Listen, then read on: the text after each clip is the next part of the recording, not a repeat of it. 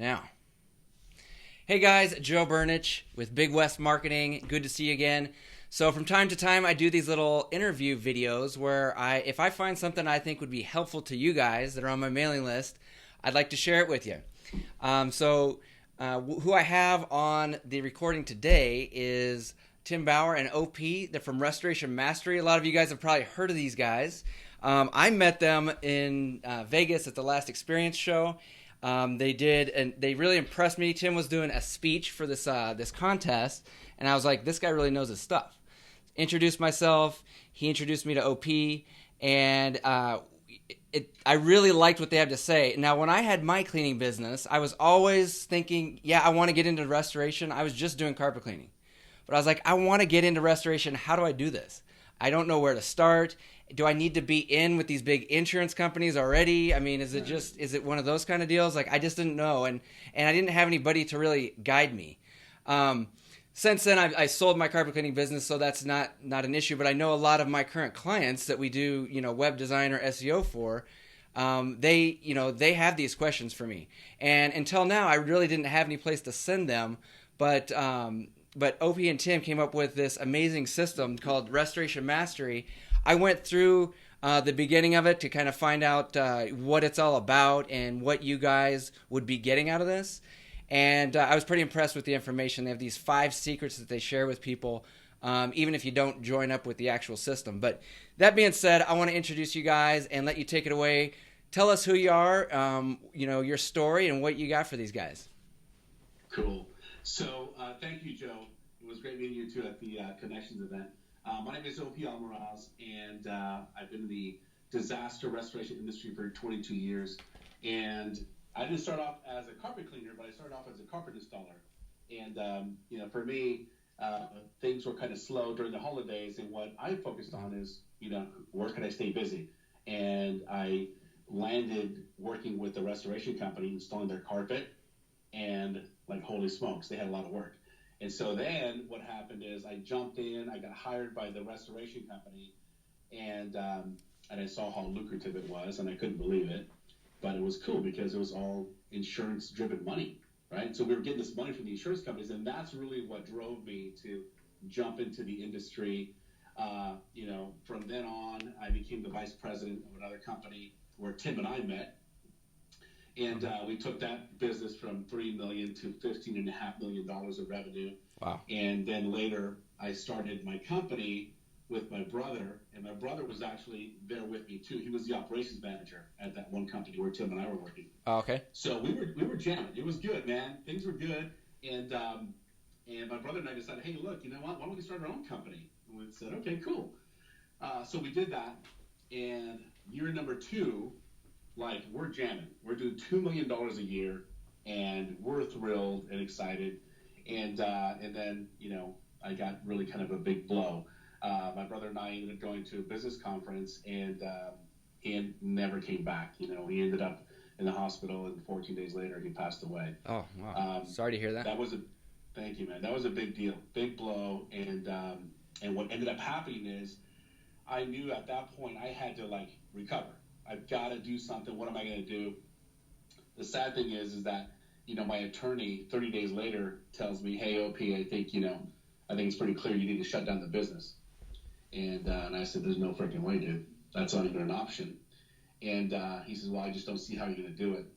Because you had 3 kids at the time, right? I mean, you still have 3 kids. Yeah. And I'm like, I'm going to show you how I'm going to do it. So the first thing is I had to have faith, man. I had to have, belief. You have to get it in your mind first that this is going to happen. Yeah. And then I started to recruit, and Tim and I had such a great relationship in the past, and I was like, "Looky here, Tim," and I was shaking him, and I was like, "Dude, we got to do this, right?" So he came on board, and now 4 years later, we've grown the company 200%, and I'm blessed by Tim and just everything that we've been able to create together. And so as a result of that, we basically documented everything that we did from that point on, okay, this is how you build a business and you start to grow. And then Tim and I started the company that we own together called Restoration Mastery, which is what you guys have been seeing. And we're so proud of to be able to, give as much value as we possibly can and help as many restoration contractors as we can and carpet cleaners. Joe, check this out, man. I just came from a fire today. And this contractor had been working in the business since 2012. And I said, oh, cool. I was basically doing a bid comparison because he had signed the job, and I was called in by the insurance company. And I said, hey, man, what did you do before that? He says, I was the carpet cleaner. I'm like, dude, shut up. Oh, wow. That's cleaner. Nice. And you know what he said? Check this out. And I want to give this, and I want to share this with you guys, with your viewers.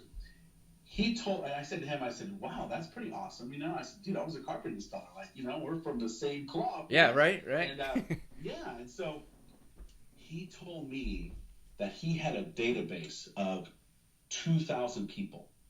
And when there was fires in the neighborhood, he would call every one of those people in the neighborhood. And he'd say, hey, John, do you know Marsha down the street? And they're like, yeah. And he says, hey, man, I'm doing disaster restoration now. Can you go talk to them for me? And they're sure. And, dude, he signed up 3 fire losses in 2 weeks. Wow. Just from, like, the current people he did cleanings for? Yes. So yeah, but they didn't actually have fires. They had neighbors that had fires. So what he would do is he had his customer database of 2,000 people. Anytime there's a fire in the neighborhood, he'd look for someone that he cleaned the carpet down the street of. Yes. That's genius. Yeah, I love it. So that's the way, man. I want you guys, whoever's listening, man, like that's legit. I love that. Yeah. That's freaking hustle. And he used his existing database. Like, how smart is that? So anyway, most guys don't. I find that a lot of guys neglect their current database, and to me, that was always gold. I called it my VIP list when I had my cleaning business, and that's who I would mail out to. I wouldn't mail out to all the people I cleaned for. I'd mail out to my VIP list. Of just the people that made a certain income in certain areas. I'd put a little check mark if I liked them, if I liked being around them, and they weren't, a pain in the ass, basically. So, that existing client list is huge, I think, in any type of business. But anyway, well, I had to share that down to. I think when you have a business, a lot of the times when you're thinking about branching out and either doing a new trade or a new type of thing, you feel unprepared. You feel like you don't know enough, you don't have enough. But this is a perfect example of him taking a resource that he already had inside. This is one of the things we always ask our clients, like, what are your strengths? What do you already have in your pocket that you can actually utilize? I call these things the Karate Kid ideas. So what happens is, if you've ever seen the Karate Kid, Mr. Miyagi has Daniel out back. And if you haven't seen it, you should probably just hang up this and go watch it. I watch it once a week, so yeah, we're good. Exactly. He has Daniel waxing cars, like, over and over and over, and Daniel gets mad, and he says, why do you have me washing all these cars? And he doesn't realize it, but he's learning these motions that became karate. And so I guess what I would say to you is there's a good chance something in your business is a wax on, wax off. You've already built up a strength that you can use that can either take you further in disaster restoration or into that business. Yeah. Look at your strengths first. That's an awesome thing, and that's a cool story, Opie. I hadn't heard that. Yeah, that was cool. That's awesome. Yeah, I like that. Yeah, and so a lot, like I was saying, like a lot of guys I think are in the situation where they kind of do restoration as a secondary service, so it's like, yeah, I do like one every once in a while to bring in a good chunk of money, stuff like that. But I don't know how to actually go out there and make that my primary service, my big business. Now I know you guys are the masters of this. And that's what I liked about the portion of the program that I've seen so far, is you're not focused on the ins and outs, the how-tos of how to do a restoration job. Your guys' big focus is on how to get these jobs, from what I can tell, and I'm sure there's a lot more to it than that. But that's what resonated with me, being a marketing guy anyway. So can you tell me a little bit about the program that you guys offer? I think it's like a 12-week course. Is that right? Absolutely. So, like you said, when we built Restoration Mastery, we knew that there were tons of solutions out there for technical things. If you want to learn about dehumidifiers and fans, you've got the ICRC, you've got great associations like the Cleaning and Restoration Association that does great education. You don't need more of that. What you really need to know is, how do we actually build the business, get the clients in the door, deliver good service and good value, and really create a company that people want to refer to. And that doesn't come down to understanding relative humidity, although that's important. Right. And I don't want to take away from that. Right. Ultimately, the Disaster Restoration Institute program that we put together is 12 hours 12 individual sessions of different topics that we've learned throughout the last combined 40 years worth of experience between the two of us. Things that we had learned. OP brings up the fact that he started off as a carpet installer. He made his way into the business as an estimator and struggled. The first company I worked for was founded after the San Bernardino wildfires. The company didn't exist, and on its first day of business, they had $5 million worth of projects to put together. Wow. But the challenge is that, we went in our first 2 years, we closed all those houses at a 0% profit. Okay. And the more we sold, the more we went out of business. And we learned all of these lessons. And so this program is designed to give you those lessons without you having to go out of business the way that we had to learn those lessons. And so we put together what we feel would be the most comprehensive thing you would need to know to really launch your business to the next level. I wish this was available when I had my cleaning business a few years ago, because this is exactly what I was looking for. Because I had it in my head, and apparently I was wrong, that number one, jobs are very scarce. And you guys, on the last video I watched of your guys's, I didn't realize it was a $45 billion a year industry. I had no idea it was that big. So I just had it in my head that it's a very scarce service, and there's a bunch of people fighting over, one or two jobs. I also had it in my head that I had to be in some kind of, old boys network to get in with insurance companies and real estate agents, stuff like that. But you guys apparently have a blueprint, a step-by-step system on how to get yourself in front of those people and become their guys. Does that sound right? I mean, am I on to something there? Yeah, no, you're right. And I think, Joe, for me, I'm the kid who grew up on government cheese and food stamps, right? And then I go to carpet installing, and then I started to see the insurance companies are giving us work, and I'm thinking, holy smokes, how is this even possible? But I had to, again, get into my head that, you know what, I am worthy of opening my own company and getting a check from insurance companies. And when I first got my first check, I think it was State Farm Insurance, and it was like $2,500 or something. I'm like, this is big, right? This is a big deal. That's big money, yeah. I'm working directly with the insurance carrier. And so the cool thing is that I had to understand, okay, this is something that anyone can really do.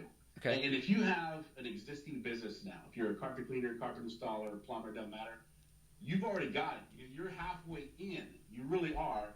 Now it just comes down to, like, the mentoring. Who's going to coach you to get in, to get to those areas, right? And that's part of what we do, Joe. You're right. We demystify the process. Okay. Say, hey, it's really this simple, and this is where you can start. So that's you're right on. You're right on. And so give us a couple ideas of who, if let's say that I wanted to start one of these businesses, if I wanted to get into it or take my business to a new level, could you give my guys that are watching this right now, could you give them like just a tip that just to get them started so they understand, that it really is that easy or that simple? Absolutely. So I would say that one of the biggest mistakes I'll see a new or developing restoration company make is they try to do everything for everyone starting on day one. So we met with someone recently who he's going after property managers and real estate agents and insurance adjusters and insurance agents. And he's got 8 different programs at once. We say, how many people work for you? He says, oh, it's me and a technician. There's no way you can service those accounts accurately. So I would say the most important thing to start off is really focus on 1, maybe 2 niches. Okay. There are a lot of places where you can get great disaster restoration business. To give you an idea, plumbers is a source that is very heavily targeted. Insurance agents, insurance adjusters, all those that I mentioned are places where you could go. Okay. And wherever you choose, I would say my biggest number 1 tip that you've got to start doing when you want to market your business is really put yourself in the prospect's shoes and focus on what is most important to them. A lot of times we are so short-sighted that we think we understand our clients and we think we know what they want, and we've never actually asked them. We've never gotten close enough to them to really understand the value. So I'll give you one real-world example of that. Okay. So when we are working with a company whose sole target or main target is going to be insurance agents, we want to look at the agents in their area and find out where they're lacking. So what we found we had some agencies in our neck of the woods where they were, for one reason or another, not on social media yet, but they wanted to be. So I started studying social media. I spent, hours and hours learning everything I could find out about social media. And I actually went into the agencies and I put together a presentation about how they can use social media to find new insureds. This is what was important to them. They wanted new business. Oh, okay. And then I actually would spend 2 hours with a person in their office and teach them how to do Facebook ads and how to do Facebook promotions and where to find good stock images to post media content. Mm-hmm. And now, the next time a yellow van or a green van stops by with a bowl of candy, they've got to pick, am I going to refer the guy that helped me get more insureds and help me get more business, or am I going to give the person that has Hershey's? And at the end of the day, Hershey's just can't compare, let's be honest, to the real value that I'm bringing to them. So that would be my number one tip. Focus on what the real value is for your prospect, referral source, or center of influence. And each different referral source, like when you're developing a relationship with a realtor, I'm assuming that's going to be different than with a plumber. Absolutely. Yes. And you guys have systems for each type of each niche or each type of industry. Is that correct, or is that part of the program? Yeah, we also have scripts for each one of them. Oh, wow. And you're right, Joe. Like every referral source has a different need. Completely. Okay. Completely. So a realtor is going to care about closing the dang deal. They're about speed. Okay. Like right now, who can get out here quick and make this happen and be cost effective? Nice. So, but they can be a continuous source of work, and then they can permeate your name into the office, and now you've got, a few people wanting to bang your door down to get rid of the mold, or to dry down the house, or to restretch the carpet, whatever they have that they want you to do. Yeah. But I got to tell you, Joe, I think one of the things that I would share with your listeners and viewers is that, if they already have clients, which it sounds like they do, if they're carpet cleaners or they're already disaster restoration companies, but I think specifically for the cleaners, you have a database. And I go back to this example that I just gave right now.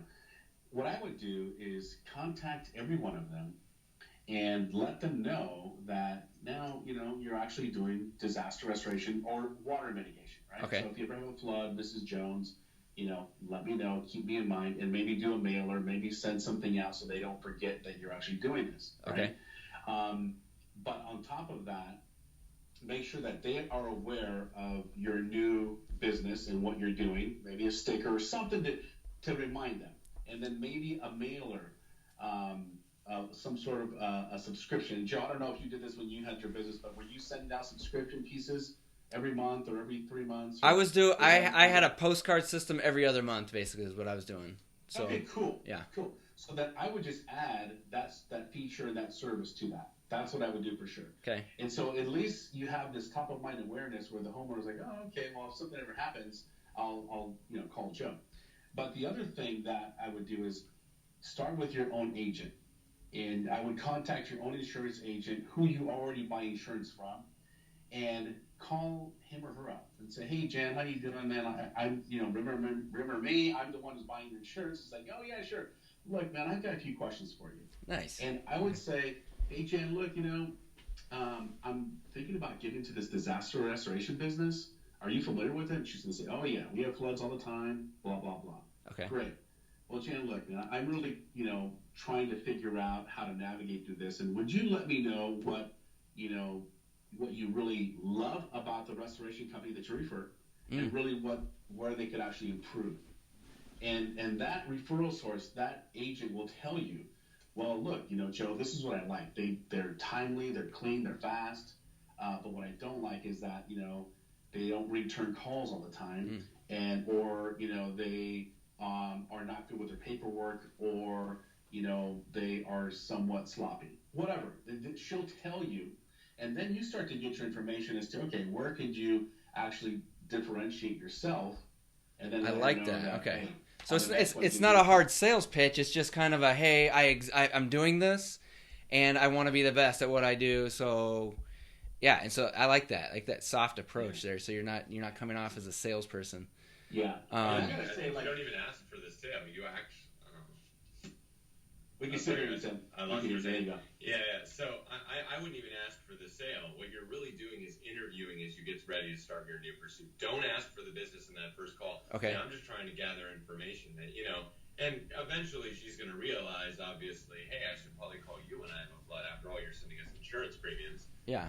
But really just get close and ask a ton of questions. What do you love about them? What could be better? Like OP said, I think that's a brilliant idea for sure. Hey, thank you guys for sharing that free information with these guys, because I think that's huge. Like I said, I wish I would have had that when I was thinking about getting into the business. But yeah, thank you.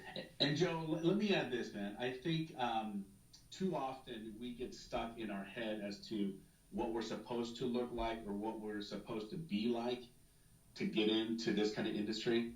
But the reality is this is a people business. So just be human. Just be you, man. Okay. If you're yourself and, Joe walks in your own style, you're like, hey, guys, what's going on? Like, that's you. Like, that is the person they're going to buy. So don't try to be this, like, robot style, because that's not me. Right. I'll drop F-bombs every now and then, and it's like, I don't apologize. That's just who I am, right? Okay. And so Fair enough. Some people don't do business with me because of that. Yeah. And that's when I bring in Tim, who's got the suit. Can you see that? I like it. So it's like, you want to be yourself, because when it's all said and done, we're all humans and people connect with people. So don't try to be someone you're not. Just be yourself. And I think that's going to be the biggest game changer for you, to just be comfortable in your own skin and be yourself. I love it. Yeah, and I've always preached that you should make your marketing, no matter what it is, for whatever business, make it as personal as possible. I like to market myself like a realtor. I put my face on everything and make these videos like this, and I can't stand listening to my voice or seeing my face on a video, but I'll tell you what, it connects with people, and it just works. So yeah, I'm completely on board with that idea. So we're running, let's see, we're at about 20 minutes right now, and I don't want to run too long, but I know that you guys have some free information you said you're going to share with my guys. You have 5 secrets, basically. You're going to give this away for free. It's 5 secrets. It's a video format, just a kind of a mini lesson, I'm assuming, that these guys can opt in and take advantage of. Is that right? Absolutely. So we'll send them out 3 videos that expose the 5 secrets you need to know to make it big in disaster restoration. We don't pull punches on these videos. We give out a lot of free information. We've thought about taking it down and starting to charge for it, but we've gotten great feedback and people love the videos. So yeah, we'd love it if you check them out and let us know what you think. Okay, so what I'll do is I'll make sure there's a link above or below this video when it goes live. And I highly recommend you guys check this out. This is free information. There's no obligation, and you can take what you learn and just use it right away, I'm assuming. So absolutely. And so I just want to say thank you guys. Thank you, OP. Thank you, Tim. You guys are based out of California, right? We are. We're based in beautiful Southern California. Nice. Okay. I love it. I'm up here in Montana. So, Okay, cool. It's getting cold up here. But anyway, but I just want to say thank you guys for joining me on this, and thank you for sharing this free information with people on my list. And, if anything else you guys want to say before we cut this off? I just want to say thank you, Joe, for making this available to your audience. And it's our pleasure. And here's the thing. You're right. The 5 secrets, you can go and listen to what those are. And they're actionable. You can actually just go do stuff with it. And so we encourage you guys to jump in, give it a shot, practice that muscle, and see what you come up with. Very good. And then they can and then from there they can contact you guys personally if they need to through email or whatever. We love that. Okay. Yeah. Awesome. Thank you guys. You have a good day, and I will talk to you soon. Thanks, Joe. Okay. Bye. Take care.